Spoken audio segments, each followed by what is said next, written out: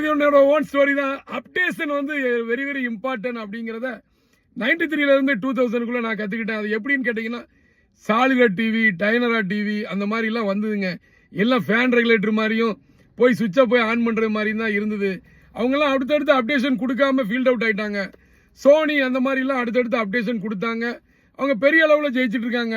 அதே மாதிரி பார்த்தீங்கன்னா 1999 தான் ஃபோனே வந்துச்சு.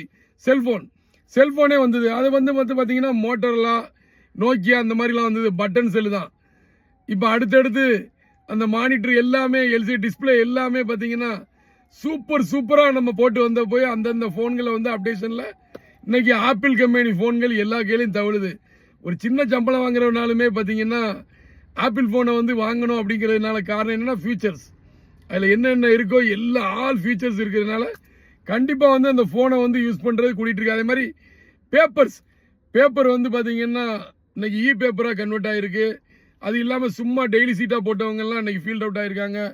அதே மாதிரி வந்து நிறைய வாரப்பத்திரிகைகள்லாம் இருந்துச்சு. புக்கு படிக்கிறவங்க நிறைய பேர் இருந்தாங்க. இப்போ ஃபோனை வந்து பண்ணிக்கிட்டே இருக்கிறவங்க தான் ஜாஸ்தியாக இருக்காங்க. ஸோ என்னென்ன மாடலுக்கு ஏற்ற மாதிரி நம்ம அப்டேஷன் போயிடணுங்கிறத அந்த மாதிரி நேரத்தில் நான் வந்து கற்றுக்கிட்டேன். இது என்ன கடை வச்சுருந்தாலுமே சரிதான், அடுத்தடுத்து ஃபியூச்சர்ஸ் என்ன வரப்போகுதுங்கிறதுக்கு ஏற்ற மாதிரி மாடலை மாற்றிக்கிட்டே வந்து மக்களுக்கு மனம் பிடிச்சிட்டு நீங்கள் அடுத்தடுத்து வரக்கூடியதை போட்டுக்கிட்டே போனீங்கன்னா தான் நீங்கள் பிஸ்னஸில் ஜெயிக்க முடியும். ஸோ எல்லாரும் இதை ஃபாலோ பண்ணுங்கள். நன்றி. நான் ஜெசிரன். மற்றொரு சந்திப்போம். நன்றி.